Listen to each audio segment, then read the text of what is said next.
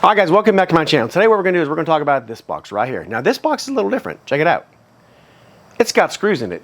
So, question is, can you put screws in a box by code?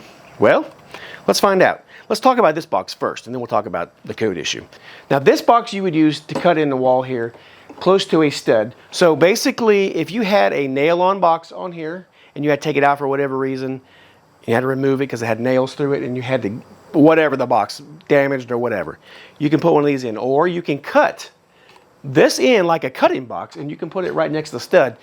Tricky is to get it near the stud, obviously, right? So on this wall, it's pretty easy because you can see the studs here. So what we're going to do is, with this wall, we're going to draw a line down here. And we're going to show you exactly how to mount this on here and how it looks and how it works and how good it really is and how stout it is compared to, you know, not so much this box, but like a blue cutting box or a Slater box or something like that. So what we're going to do is we're going to go ahead and we're going to take a level and we're going to draw a line down through here, and we're going to show you the stud, and then I'm going to cut this in. I'm going to show you a tool that is really handy to have if you guys are handymen, homeowners, electricians, whatever case may be.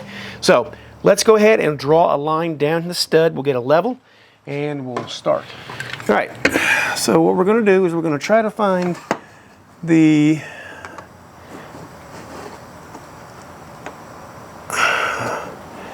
stud all the way down through here. All right, so that should be the edge of my stud right there. Right here, coming all the way down here. So I got a little line right here. It's going to be pretty close. Now, the good thing about this box and using one of these is, let's say I'm off a little bit. So let's say this was the stud, but I cut it over here, and then I'm not even close enough to the stud to make those screws right here work. So what I could do, I could just chisel this out, right? And of course, it would leave a gap, but does it matter? Yes and no. You can get a jumbo plate and cover that if you need to. So let's go ahead and assume that this is the right, that I made this stud right here level. Let's go ahead and cut this thing in and see if indeed it is right on the money. Now, I'd mentioned a product that I had that I want to show you guys for homeowners or whatever, and that is this handy dandy box cutter inner, tracer tool, whatever you want to call it, right here. I'll leave a link down below for this thing. Really like it. So basically all you do is, for a cutting box of this nature, you use this yellow piece. All right. If you wanted to cut this box in, all you gotta do is pop this out, boom, and then you just trace this, and it goes right in. See how that works? But since we're using one of these boxes, we're gonna just use it and we're gonna cut it. So we'll go ahead and get it level. We use these bubbles. All right. Some people will say plumb, some people will say level. It doesn't really matter. I'm not here to judge if you're right or wrong, but that is what I'm doing. Now, we are going to be a homeowner today, so we're going to use our handy dandy Leatherman. So let's go ahead and cut it in. Let's see if we're close.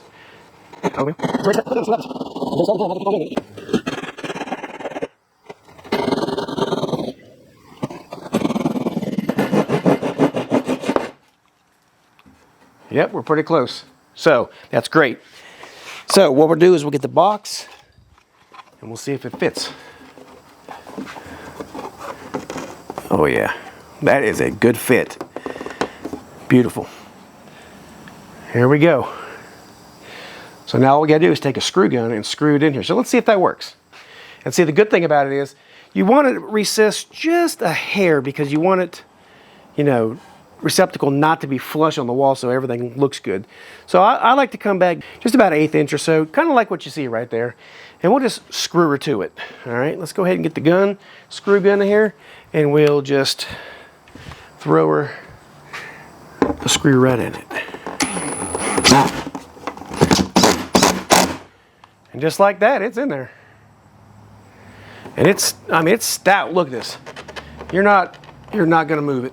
Now, the whole reason I brought this to you, in particular this box, is because I want you to see that there's more than one product you can use. I mean, this is a cutting box. That's kind of a cutting box. I mean, there's all kinds of different things. There's all kinds of tools to get to use it. I'm also using my Leatherman because not everybody wants to go out and spend, you know, $20 or $15 or $18 on a keyhole saw when you pretty much, most guys and women have Leathermans, and most of them have saws on it. I mean, you can even use a utility knife if you need to. I don't recommend it, but you can. So, and you see how easy that is to put in there. I mean, it is stout. It is not going anywhere. All right, so I asked you earlier, can you, like in a box like this, can you just drive a screw in there and be done with it and, you know, walk away? No, you can't. Not at all. Not by code. If it is not labeled by the manufacturer to use it in there, then you can't. Now, I've heard some people ask their inspector if they can put a screw in there, and they have let them do it on certain occasions. So I would say if you're in the air about it, definitely check the manufacturer specs. Also, check with your building inspector because he may, in certain circumstances, let that go.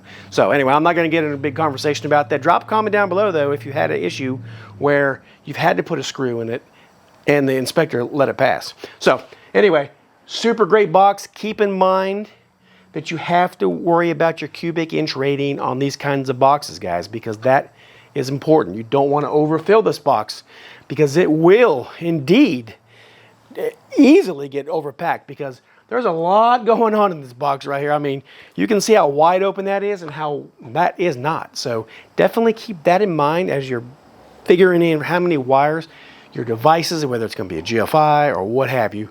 Keep that in mind. If you don't know how to figure cubic inches out, check right up here in the corner. I got a whole entire video all about that and how you can figure it out from the start to the end, and it's super easy to do. I try to make it easy so normal people like you and me can figure it out and keep on going. Listen, I'm going to end this right here, guys. I do have a couple more videos that will be coming out shortly about a cool box that I think is just awesome. It's another smart box, and I've only used probably 3 in my entire career, but so far all 3 of them have been pretty great in certain circumstances. Now there are circumstances that I wouldn't use them in, and we'll talk about that later, so you definitely want to make sure that you like and subscribe so you guys will know when that video is uploaded. Hit the notification bell, turn it all on. Also give me a thumbs up, subscribe, join my Patreon, become a member, join my Facebook group, join anything you want. Anyway, I'm gonna end it right here, guys. If you want to see what happens next, make sure you like and subscribe. God bless, and we'll see you on the next one. Have a great day.